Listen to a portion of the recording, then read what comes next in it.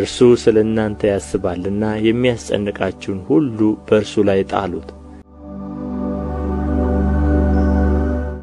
በምትሄድበት ሁሉ አምላክህ እግዚአብሔር ከአንተ ጋር ነውና ጽና፣ አይዞህ፣ አትፍራ፣ አትደንግጥ ብዬ አላዘዝሁህምን?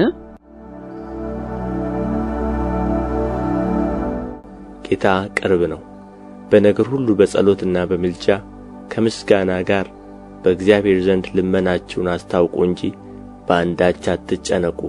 አእምሮንም ሁሉ የሚያልፍ የእግዚአብሔር ሰላም ልባችሁንና አሳባችሁን በክርስቶስ ኢየሱስ ይጠብቃል። ነገ ለራሱ ይጨነቃልና ለነገ አትጨነቁ፣ ለቀኑ ክፋቱ ይበቃዋል።